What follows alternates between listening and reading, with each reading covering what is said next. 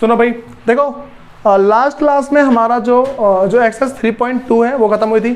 ठीक, आज सुनो भाई, तुम्हें एक बात याद होगी, मैं तुम्हें बताता कि जब भी मेरे पास कोई सी दो इक्वेशन दे रखी होती है, बात में आ रही है, कभी भी अगर मेरे पास कोई दो लीनियर इक्वेशन दे रखी होती है तो उस टाइम हमें करना क्या होता है। ठीक है, यहाँ सुनो, जैसे मान लो मेरे पास ऐसा लिखा हुआ है 2x + 3y = 9 है और 7x + 4y = 13 है। ठीक है, ये पहली इक्वेशन है और ये मेरे पास दूसरी इक्वेशन है, बात में आ रही है।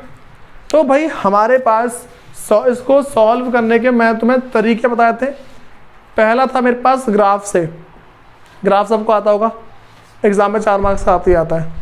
ठीक है, अब सुनो उसके बाद भाई ग्राफ में 4 में से 4 मार्क्स उसको मिलते हैं जिसका पूरा एग्जैक्ट ग्राफ होता है। ठीक है, तो बिना प्रैक्टिस के तो कुछ भूल जाना कि तुमसे कुछ होने वाला है। उसके बाद सुनो भाई, नेक्स्ट मेरे पास है सब्स्टिट्यूशन मेथड है, इसको बोलते हैं प्रतिस्थापन विधि, बात में आ रही है। मेरे पास इसको पहले मैं तो ग्राफ वाला मेथड है, ग्राफ से सबको आता होगा। ठीक है, ग्राफ बनाना सबको आता है, एक बार x की जगह 0 लो, एक बार y की जगह 0 लो, हो गया सॉल्व, ऐसे ही तो होता है ना। ठीक है, फिर इसको ग्राफ को प्लॉट कर दो भाई, इसको बहुत दिक्कत है मेरे को बता देना, पर्सनली बता दूंगा उसे। ठीक है, सुनो अब मेरे पास एक नेक्स्ट टॉपिक है, सुनो हेडिंग डाल लो, प्रतिस्थापन विधि है, इसको सब्स्टिट्यूशन मेथड बोलते हैं।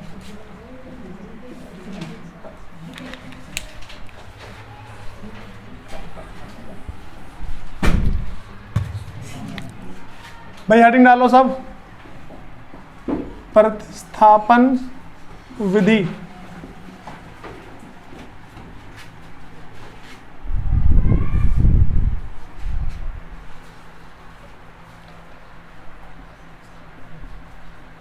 सब्स्टिट्यूशन मेथड है ये। भाई देखो, तुम्हारे पास कभी कभार एग्जाम में ऐसा होता है कि तुम्हें दो इक्वेशन दी जाएगी, ठीक है, नहीं भी दी जाती तो तुम्हें जैसे मान लो कि बेचने वाले क्वेश्चन दे दिए, क्वेश्चन याद है ना, जैसे मान लो एज निकालने वाले क्वेश्चन दे दिए, पता लगा क्या बोल रहा हूँ मैं, जैसे 3.1 का क्वेश्चन पहला दे दिया, दूसरा तीसरा, मतलब कोई सा क्वेश्चन दे दिया। ठीक है, तो इक्वेशन तो बन जाती है ना, इक्वेशन बनाना सिखाया मैंने। इक्वेशन बनाने के बाद जो नेक्स्ट बात आती है वो क्या होती है भाई, कि देखो इक्वेशन चलो हमने बना लिया, उसको सॉल्व करने की बात आती है।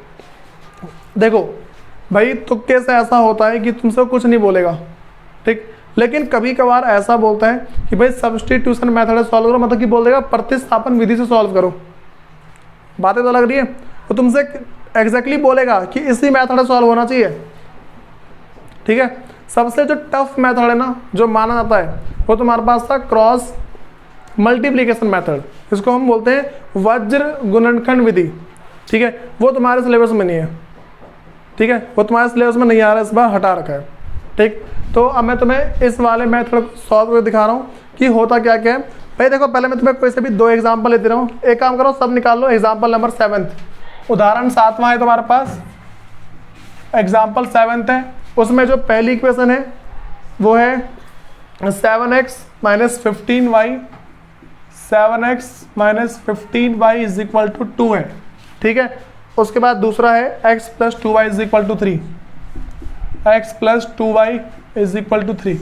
एक ये रहा इक्वेशन, दूसरी इक्वेशन ये रही। बोलो इसमें दिक्कत अब आ रही किसी को? भाई मैं तुम्हें इसके 3 से 4 क्वेश्चन कराऊंगा जिसमें तुम्हारे सारे के सारे डाउट क्लियर हो जाएंगे। ठीक है, सुनो यहाँ पे भाई हमारे पास होता क्या है इसके अंदर, सबसे पहले हम किसी एक इक्वेशन को छोटा करेंगे।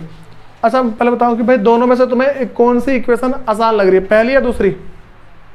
कोई बोलना चाहेगा आसान कौन सी लग रही है? कौन सी? 25वीं? दूसरी? भाई सुनो, देखो पहले मेरे पास नहीं दिख रहे भाई, मैं तुम्हें एक ना ट्रिक बता रहा हूँ। पहली बात, तुम्हें करना क्या होता है, तुम ना उस इक्वेशन को उठाना जिसमें सिर्फ x या y लिखा हो। देखो सिर्फ x लिखा है यहाँ पे, ठीक है, या सिर्फ y होता ना, तो ऐसी इक्वेशन को उठा लो, इसको पहले सॉल्व करते हैं, उसके बाद जाके तुम्हें अगली बात बता रहा हूँ। देखो क्या करना है यहाँ पे तुम्हें, मैंने उठाया पहले वाले को, ठीक है, दूसरे वाले इक्वेशन को, तो मैं लिखूंगा फ्रॉम सेकंड, यहाँ पे लिखूंगा फ्रॉम सेकंड, तो कि दूसरी से जो मेरे पास दूसरी इक्वेशन है उसको सॉल्व कर रहा हूँ। क्या लिखा मेरे पास, x plus 2y is equal to 3, ऐसा लिखा हुआ है, ठीक है, इसमें दिक्कत तो नहीं है। x plus 2y is equal to 3, मैंने बस इसे नॉर्मल सी इक्वेशन लिखी है। तुम्हें करना क्या होता है, या तो x की वैल्यू निकाल लो उसमें से, या फिर y की वैल्यू। कैसे निकालेंगे वो समझो। जैसे मैं इसमें से निकाल रहा हूँ x की वैल्यू, क्या निकाला उसमें से, x की, तो x को एक साइड छोड़ के बाकी सबको एक तरफ ले आऊँगा।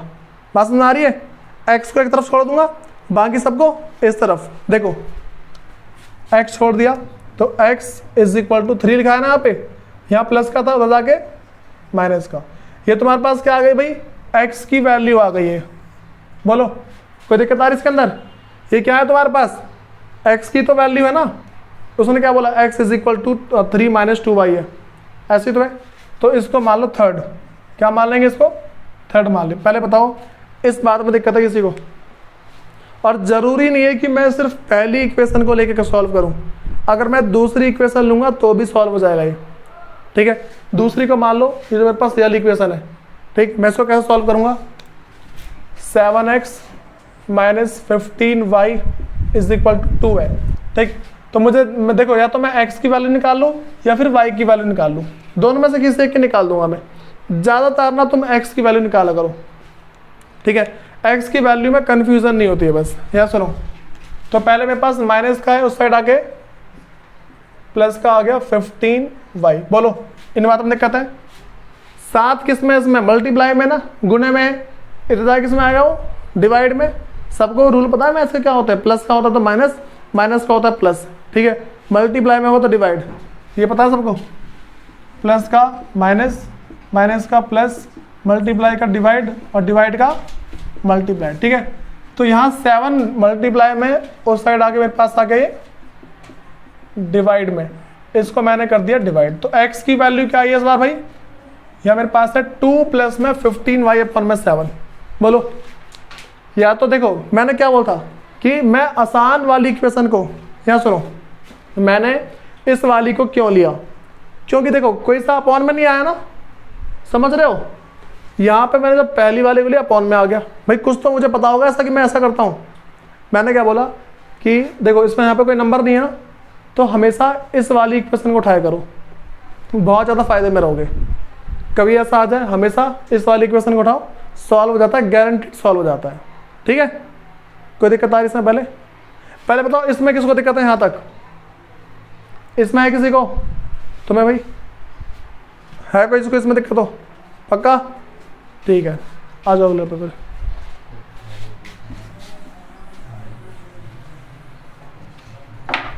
देखो भाई मेरे पास है x is equal to 3 minus 2y है, ये थर्ड है, x की वैल्यू क्या आ रही है मेरे पास, 3 माइनस 2y, ठीक है। अब इस वाली वैल्यू को हमें पहली वाली में पुट करना है, जो मेरे पास वैल्यू आ गई है x की, कहाँ रखेंगे इसको, पहली वाली में, ठीक है। भाई कोई ऐसा नहीं करेगा कि जिसको सॉल्व किया उसी में जाके तुम रख दो, ठीक है। देखो पहले मैंने इसको सॉल्व किया, आगे देखो अब 7x minus 15y is equal to 2, x की वैल्यू क्या है मेरे पास, 3 माइनस 2y, 7 क्या लिखा मैंने x की जगह, 3 माइनस 2y और माइनस का 15y इज इक्वल टू 2। बोलो इसमें दिक्कत है किसी को, पक्का। अब देखो यहाँ पे, तो अब मैं इसको एक बार इससे मल्टीप्लाई करूंगा, इसको एक बार इससे, ये सबको पता होगा, मैंने जिसको मल्टीप्लाई सिखा रखा है उसको बता चुका हूँ मैं ये चीज़, ठीक है। तो सुनो, 7 को 3 से करेंगे तो मेरे पास आएगा 21 माइनस, भाई वैसे ना कभी भी ऐसा था ना कि एक ब्रैकेट के बाहर लिखा हो और ब्रैकेट के अंदर लिखे हो, तो जितने ब्रैकेट के अंदर सबसे मल्टीप्लाई किया करो, ठीक है। तो 7 को किया मैंने 3 से, 7 3 21, अब 7 है, इसको करूँगा इससे, तो 7 दूनी 14, 14y और माइनस का 15y इज इक्वल टू 2। बोलो पहले इन बातों में दिक्कत है किसी को। तुम सबको एक बात पता होगी कि अगर बताओ मेरे पास प्लस का 2 है, प्लस का 3 है, वैसे प्लस लिखते नहीं, पता है ना, इस प्लस को लिखा नहीं आता, बस 2 + 3 कितना मेरे पास 5 आएगा। वैसे ही माइनस का 2 माइनस का 4 कितना आएगा, माइनस का 6। मैंने क्या कहा था, जब सेम साइन होते हैं ना वो प्लस कर देते हैं उसको, प्लस माइनस की बात बता रहा हूँ मैं, किसकी बात है, प्लस माइनस की, ठीक है। प्लस माइनस में जब दोनों के सेम साइन होंगे तो प्लस कर दो, ठीक है, और जो साइन है वही लगा दो, प्लस का है प्लस का 2 + 3 = 5, माइनस का 2 माइनस का 4 माइनस का 6, ऐसा आ गया। ठीक है भाई, इसमें कंफ्यूज कौन हो रहा है, इस बात में भी कौन हो रहा है? कोई नहीं है पक्का? तुम क्या कंफ्यूज हो रहे बताओ? मैंने बस बोला कि माइनस वाला। हाँ वही तो बता रहा हूँ मैं, देखो 2 + 3 5 होता है, दोनों प्लस प्लस के है ना, वैसे ही माइनस माइनस के तो ये भी जुड़ जाते हैं। ठीक है, तुम्हें याद रखना जब भी माइनस माइनस दोनों सामने होगा ना तो जुड़ जाएगा वो। ठीक, देखो भाई -2 -4 -6 आ गई है। और कोई है इसमें पूछने वाला कुछ? मैं पूछ रहे हैं, सुनो अब। लेकिन अगर साइन अलग अलग है, मान लो 5 - 2 लिखा है, सबको पता है आंसर 3 आएगा। साइन अलग अलग है ना, देखो 5 का साइन है प्लस का और 2 का माइनस का है, साइन तो यहाँ पे अलग अलग है। जब भी साइन अलग होते हैं इसका रूल क्या होता है, बड़े नंबर में से छोटा नंबर माइनस कर दो और जो बड़े के आगे साइन है वो लगाओ। याद है सबको, ये बताता हूँ मैं, बड़े नंबर में से छोटा नंबर माइनस करो, जो बड़े के आगे साइन है वो लगाओ। अब सुनो, मैं ऐसे बोलता हूँ कि 2 - 9, ठीक है, यहाँ भी साइन अलग अलग है दोनों के, एक प्लस का है दूसरा माइनस का है। क्या करेंगे यहाँ पे, बड़े नंबर में से छोटा नंबर माइनस करेंगे, ठीक है, जो बड़े के आगे साइन है वो लगता है। 9 में से 2 के कितना आ रहा है मेरे पास, 7, और साइन क्या है माइनस का, तो माइनस का 7। बोलो इन बातों में दिक्कत है किसी को? पक्का? देखो प्लस प्लस का है तो उसे प्लस कर दो, माइनस माइनस का है उसको भी प्लस कर दो, लेकिन साइन वही रहेगा। ठीक है, लेकिन साइन अलग अलग है तो क्या करते हैं, बड़े नंबर में से छोटा नंबर माइनस करते हैं, जो बड़े के आगे साइन है वो लगाते हैं। ठीक है, अब सुनो यहाँ पे तुम्हें भाई दिख रहा है दोनों प्लस हो जाएंगे क्योंकि दोनों के पीछे वाई वाई है। ठीक है, हमें पीछे का नंबर चेक करने होते हैं। अगर पीछे के नंबर मैच खा रहे हैं, जो पीछे नंबर लिखा हुआ है ना ये मैच कर रहे हैं, तो उसको जैसे नॉर्मल नंबर सॉल्व करते हैं ना इस तरीके से, वैसे ही कर दिया करो। लेकिन अब एक्स मेरे पास देखो यहाँ पे और तो कुछ नहीं है ना, लेकिन इसको मैं इससे माइनस नहीं कर सकता, मैं 21 में से 14y को माइनस नहीं कर सकता। बात तुम्हारी क्यों? देखो मैं तुम्हें बातें बताई थी कि जब भी माइनस करते हैं नंबर सेम एक जैसे होने चाहिए, नंबर एक जैसे होने चाहिए। ठीक है, नंबर एक जैसे का मतलब क्या है, जिसमें तुमसे बोल दूँ बच्चों बताओ कि 2x लिखा हुआ है मान लो, ठीक है, 2x और 3y लिखा है, तो क्या मैं इसको ऐसा थोड़ी नहीं कर दूंगा कि भाई 5xy, ऐसा थोड़ी ना होता है, तो गलत हो जाएगा, ये तो गलत होगा ना। पीछे के नंबर सही जब सेम होते हैं तभी प्लस होते हैं, वरना प्लस नहीं होते। ठीक है, बात हमारी क्या बता रहा हूँ। अब देखो यहाँ पे ये दोनों माइनस माइनस के, तो 21 माइनस का 29y ऐसा ही कुछ आएगा, माइनस का 14 है माइनस का 15 है, तो दोनों को प्लस ही तो होगा ना, जिसमें ना होता है माइनस का 2 माइनस का 4 माइनस का 6। ठीक है, तो माइनस का 14 माइनस का 15 माइनस का 29 बराबर मेरे पास क्या भाई 2 है। इस साइड 21 प्लस का है, उस साइड जाके माइनस का आएगा। भाई हमें क्या करना है, y की वैल्यू निकालनी है ना, तो यहाँ पे माइनस का 29y is equal to 2, plus का है उस साइड जाके माइनस। भाई देखो अब दोबारा वही चीज़ आ गई कि मेरे पास क्या एक प्लस का है दूसरा माइनस का है। क्या करेंगे, बड़े नंबर में से छोटा नंबर माइनस कर दो, जो बड़े के आगे साइन है वो लगा दो। ऐसा ही तो है, बड़ा नंबर ये रहा छोटा नंबर ये रहा, बड़े में से छोटा माइनस करो, कितना आएगा 19, तो माइनस का 19। यहाँ पे क्या मेरे पास माइनस का 29y। पहले इन बातों में दिक्कत तो नहीं किसी को? भाई यहाँ तक कौन अटक रहा है, कोई नहीं ना सा। अब सुनो, जब भी तुम्हारे पास दोनों तरफ माइनस माइनस हो, जब भी दोनों तरफ माइनस माइनस हो तो माइनस से पहले माइनस कट जाता है। ठीक है, फिर सुनो क्या बच रहा है, 29y इज इक्वल टू 19। यही तो बातें हैं, 29 मल्टीप्लाई में उस साइड जाके डिवाइड में। ठीक है, तो y इज इक्वल टू 19/29। ये आ गई तुम्हारे पास y की वैल्यू। बोलो y की वैल्यू पता लग गई, मैंने y निकाल दिया। ठीक है, अब y की वैल्यू पता लगने के बाद हम निकालते हैं x की वैल्यू। क्या निकालेंगे अब, x की वैल्यू। अब समझो x की वैल्यू कैसे निकालनी है हमें। क्या सुनो भाई, देखो हमें अगर x की वैल्यू निकालनी है, कभी भी तुम ऐसा करोगे ना, y की वैल्यू आ गई ना, इसको पुट कर दो थर्ड में। कहाँ पुट करेंगे इसको, तीसरे वाले में। तीसरा ये है ना, तीसरा यही तो है। देखो मेरे पास x is equal to 3 minus 2y है, तो x ये रहा। ठीक है, तो x की वैल्यू निकालने के लिए मेरे पास y की वैल्यू है और y की वैल्यू रख दो। ठीक है, तो यहाँ पे 3 माइनस 2, y की वैल्यू क्या है भाई 19/29, ठीक है, ऐसा ही तो है। और ब्रैकेट का मतलब क्या होता है? मल्टीप्लाई, ठीक है, ब्रैकेट का मतलब होता है गुणा, ठीक है। अब सुनो, तो 3 माइनस 2 को ऊपर वाले से गुणा करेंगे, ठीक है, तो 38/29। पहले इन बातों में दिक्कत तो नहीं है किसी को? तुम सबको एडिशन फ्रैक्शन सिखाया मैंने, अरे ये तो सिखा रखा है। कभी भी ऐसा आता है, इसको ऊपर वाले से मल्टीप्लाई कर देते हैं, ठीक है। देखो 3 इंटू में 29 माइनस का 38/29। इसमें दिक्कत आ रही है किसी को? इसमें दिक्कत है किसी को? मेगा पक्का? तुम्हें बेस में तुम्हारी बेस क्लास नहीं हुई है? मैं थोड़ा 4 बजे आना शुरू करो तुम। यह सुनो भाई, तो अब इसको मल्टीप्लाई करो। 9 × 18 का 8, 1 मिनट, 9 × 27 का 7, हाथ से लग गया 2, 3 × 6 और 7 8, 87 माइनस 38/29। तो x की वैल्यू को बताया कितनी है? 17 में से 8 गया, कितना बच गया? 49। पक्का 49 आ रहा है? ठीक है, 49/29 ये आंसर है हमारा। ये x की वैल्यू है, y की वैल्यू ये रही, x की वैल्यू ये रही। हाँ भाई, कोई दिक्कत है इसके अंदर? पक्का? अब सुनो,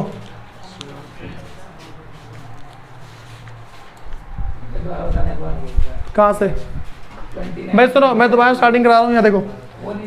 अरे सब सुन जाएगा, फोकस करो। वो बीच में किसी को दिक्कत होगी फिर पूछ नहीं जाएगा। वो देखो भाई, तुम्हारे पास 2 इक्वेशन होगी, ठीक है, 2 इक्वेशन होगी।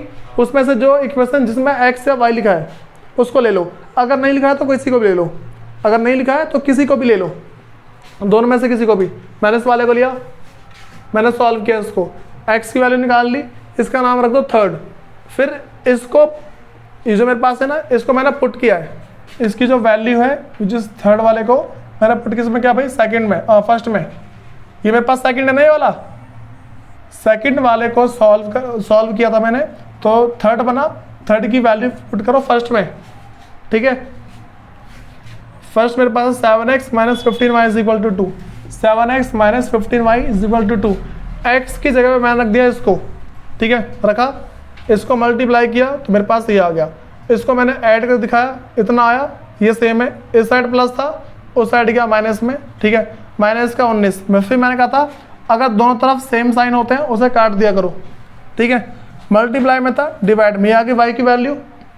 फिर अब मेरे पास है जो y की वैल्यू आई है, अब इसको पुट करते हैं हम 3rd वाले में, ठीक है। इसको कहाँ पुट किया भाई? 3rd में, और ये 3rd है मेरे पास, 3rd तो यही है ना, 3rd में पुट किया। y की जगह पे लिखा मैंने 19/29, 19/29, 3 माइनस 2 और 19/29, ठीक है।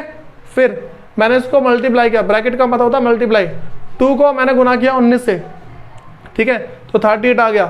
फिर यहाँ पे देखो भाई, इसमें जिसको दिक्कत है, इस वाले में लिखा है 3 माइनस 38/29। देखो, या तो ऐसा लिखा हो या फिर मान लो 38/29 माइनस 3, इसका मतलब ही सेम होता है। सुनो, बस मैंने क्वेश्चन पलटाया, कुछ नहीं है, मतलब कि वैल्यू अलग आएगी इसकी। या सुनो, कभी भी तुम्हारे पास या तो ऐसा आ जाए तो क्या करना है, या ऐसा आ जाए तो क्या करना है। यहाँ पे 38 का 38 माइनस 3/29, ठीक है। देखो 38 माइनस 3 और 29 में लिख दिया। बस नीचे वाले को ऊपर से मल्टीप्लाई कर दो, यहाँ पे 29 कर दिया। अब इस वाले को देखो वैसे ही करते हैं, 3 का 3 लिखा, माइनस का माइनस, 38 का 38/29, बस नीचे वाले को ऊपर वाले से मल्टीप्लाई कर दो, ठीक है। ये सबको बात समझ में आ रही है? बोलो भाई, इन बातों में दिक्कत है किसी को? तो मैंने यहाँ पे वही किया है, 29 को 3 से मल्टीप्लाई कर दिया, जो आया लिखा, माइनस किया, मेरे पास ये आ गया आंसर। बोलो भाई, इन बातों में दिक्कत है किसी को? पक्का? अब आ जाओ आगे इसके।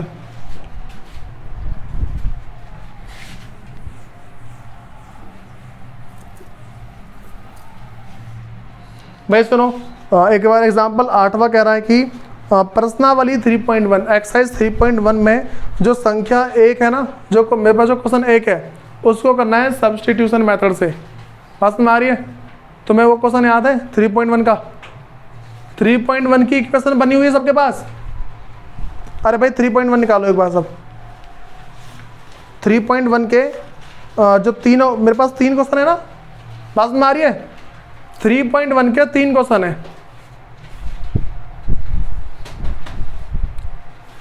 भाई। एक्सरसाइज प्रश्नावली 3.1 3 क्वेश्चन है, तीनों के मैंने एक इक्वेशन बनवाई थी, मैंने तीनों की इक्वेशन बनवाई है, उसे निकाल लो। ये सबका हो गया यार, किसका नहीं हुआ ये?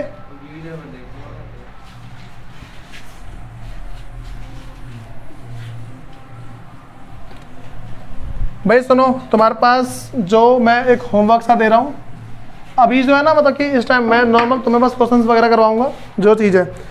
3.1 के जो क्वेश्चंस हैं सुन जाओ, 3.1 के जो 3 क्वेश्चन है मैंने तीनों की इक्वेशन बना रखी है, बनवाई थी भाई, याद है अभी भूल जा रहे हो? तो 3.1 दोबारा सॉल्व करना, या सुनो होमवर्क है 3.1 को तुम्हें दोबारा सॉल्व करना है। दोबारा सॉल्व करने के बाद तीनों क्वेश्चंस के जो आंसर है वो तुम्हें प्रतिस्थापन विधि से सॉल्व करना है। कौन सी विधि से? प्रतिस्थापन। बात में आ गई? जो सब्स्टिट्यूशन मेथड है ना, उससे सॉल्व करना है सबको, जो मैंने अभी करवाया। अभी तुमसे लग रहा हो अभी ढंग से आया नहीं, अभी और क्वेश्चंस करा रहा हूँ मैं, ठीक है?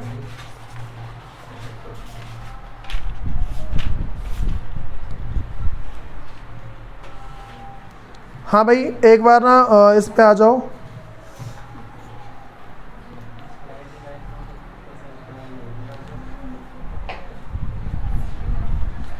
हाँ भाई एग्जाम्पल, एक मिनट, एग्जाम्पल 9 पे आ जाओ, एग्जाम्पल नंबर 9।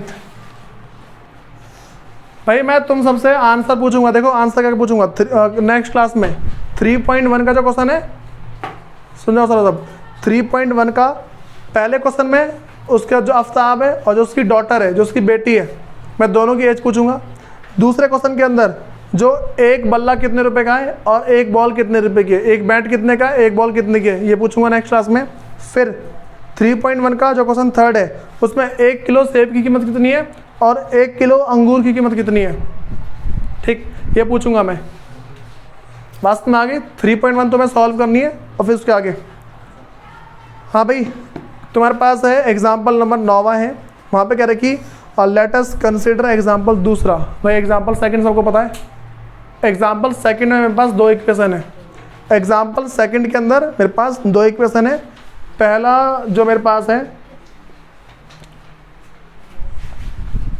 हाँ देखो भाई इसमें the cost of 2 pencil and 3 razor are 9 and the cost of 4 pencil and 6 razor 18। ये याद है? हिंदी में मेरे पास क्या लिखा है? एग्जाम्पल 8 देखो, कह रहे कि जो मेरे पास प्रश्नावली 3.1 है उसके जो क्वेश्चन फर्स्ट है उसको पहले प्रतिस्थापन विधि से सॉल्व करो और एग्जाम्पल 9 पे आओ। उसमें क्या लिखा हुआ है कि 2 पेंसिल और 3 रबड़ों का मूल्य 9 रुपये। 2 पेंसिल और 3 रबड़े इसकी कीमत है 9 रुपये और 4 पेंसिल और 6 रबड़ की कीमत है 18 रुपये। ये क्वेश्चन से याद है नहीं है? इसकी 2 इक्वेशन बनी हुई है नीचे, इसकी 2 इक्वेशन है मेरे पास। पहला है 2x + 3y = 9 है, एग्जाम्पल 9 है 2x + 3y = 9, ये पहली इक्वेशन है। अगला है 4x + 6y = 18। भाई ऐसा ही कुछ है, बोलो ऐसा ही तो है। अब थोड़ा सा यहाँ फोकस डालो। सबसे तुम्हें पहली बात याद है, मैं तुमसे कहा था अगर इक्वेशन जो है, ठीक है, क्या बोला मैंने? अगर इक्वेशन किसी एक नंबर से कट जाती है, ठीक है, तो हम उसको काटने की पहले कोशिश करते हैं, ठीक। पहले क्वेश्चन पे आ जाओ, बताओ ये सारे के सारे नंबर किसी एक नंबर से डिवाइड हो रहे हैं या नहीं हो रहे हैं? देखो मैंने क्या लिखा मेरे पास 2x + 3y, 2x + 3y = 9। बताओ ये तीनों नंबर किसी एक पहाड़े में आते हैं क्या? नहीं आते, इग्नोर मार दो इसे। कौन बोल रहा है आते हैं? सुनो दूसरा 4x + 6y = 18। बोलो ये आते हैं किसके पहाड़े में? 2 में आता है। तो मैं सबको 2 से डिवाइड कर दूं, यहाँ 2 से डिवाइड कर दे रहा हूँ, ठीक है, और यहाँ भी 2 से डिवाइड कर रहा हूँ। सुनो ऐसे ही तो है। देखो ये तुम्हारे पास ना, मैं तुम्हें जनरल तरीका बता रहा हूँ। देखो इसको 2 से डिवाइड कर दिया, इसको भी और इसको भी 2 से डिवाइड कर दिया सबको, तो कितना आएगा ये 2 से कटा 2x और ये 3y और ये 9। ऐसे ही तो है भाई, तुम्हें एग्जाम में ऐसा नहीं करना, ठीक है, तुम्हें एग्जाम में ऐसे नहीं करना है। तो कैसे करना है? यहाँ सुनो, देखो वैसे पता लग रहा है ना। अब देखो यहाँ पे जो एग्जाम में करना है ना, ये लिखा है 4x + 6y = 18। बताओ इन दोनों में से कॉमन क्या आ रहा है? 2। ठीक है, कॉमन आने का मतलब है, यहाँ सुनो, जब ये पूछना कि दोनों में से कॉमन क्या आ रहा है, मैं सुनो क्या बोल रहा हूँ, अगर मैं तुमसे कभी पूछ लूँ कि बच्चों बताओ इन दोनों नंबर में से कॉमन क्या आ रहा है, इसका मतलब मैं ये पूछ रहा हूँ कि बताओ ये दोनों जो नंबर है किस नंबर से डिवाइड हो रहे हैं, किसके पहाड़े में आते हैं, 2 में आते हैं। ऐसा ही तो है, सबको पता लग रहा है कौन सी भाषा बोली है मैंने। इसमें कंफ्यूज कौन है जो पूछ रहा हूँ मैं? अब सुनो यहाँ पे, तो दोनों आते हैं 2 के पहाड़े में। हाँ भाई, 2 के पहाड़े में आते हैं दोनों। तो मुझे बताओ 2 के पहाड़े में ये कितने बार में आता है?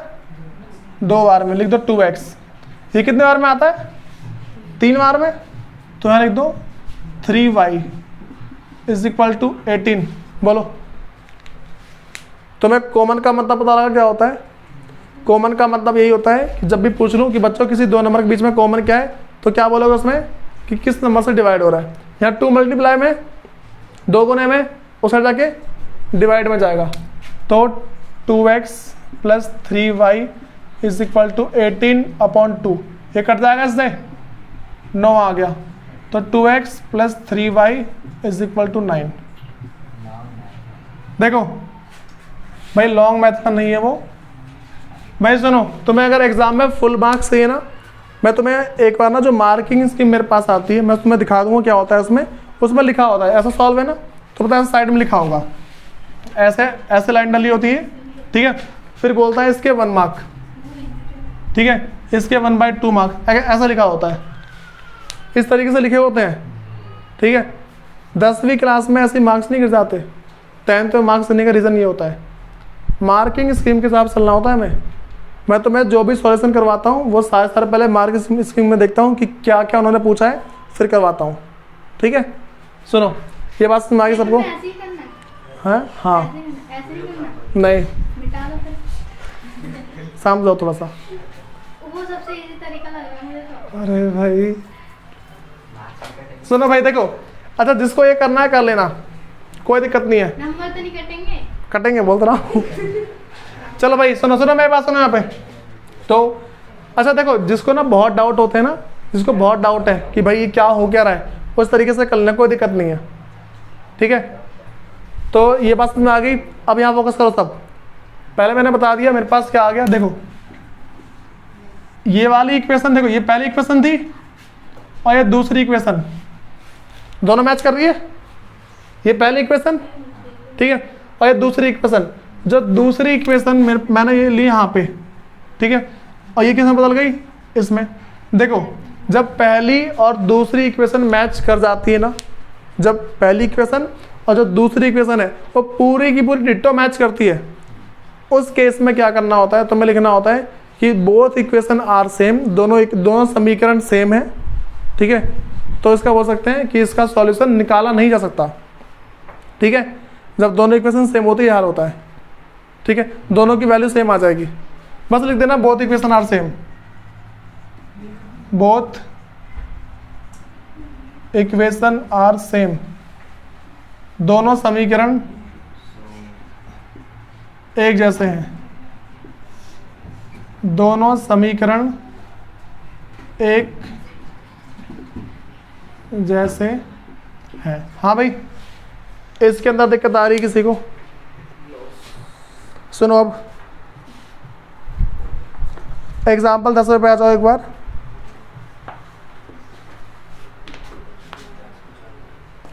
सुनो, जो मेरे पास एग्जाम्पल 10वां है उसमें क्या बोल रखा है।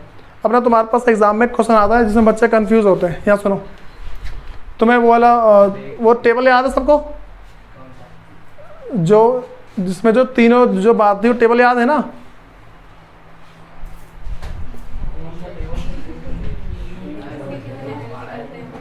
सबको याद है नहीं है? जिसमें मैंने एक लाइन काट रही थी, एक लाइन बराबर थी, एक के ऊपर एक थी। अब सुनो, यहाँ सुनो, ये सबका हो गया ये वाला? नहीं हुआ भाई। पहले तुम्हारे पास एक होमवर्क और लो, 3.3 क्वेश्चन फर्स्ट। अगला तुम्हारे पास होमवर्क है 3.3 है, इसका है क्वेश्चन नंबर फर्स्ट। हाँ भाई, ये सारी बात समझ आ रही है? 3.3 का तुम्हें क्वेश्चन फर्स्ट करना है। ये इसमें क्या है देखो, क्वेश्चन पढ़ लो आराम से। Solve the following pair of linear equation by the substitution method. ठीक है, जितनी भी इक्वेशन नीचे है सबको तुम्हें सब्स्टिट्यूशन मेथड से सॉल्व करने हैं। ठीक है, उसके बाद भाई तुम्हें आरडी के क्वेश्चन दिए जाएंगे। ठीक है, सुनो, वही लिखा है हिंदी में, निम्न रैखिक समीकरण युग्म को प्रतिस्थापन विधि से हल कीजिए। उसमें रूट से बाहर नहीं निकालना। ठीक है भाई, ये सबको बात समझ में आ रही है? बैठ करना शुरू करो।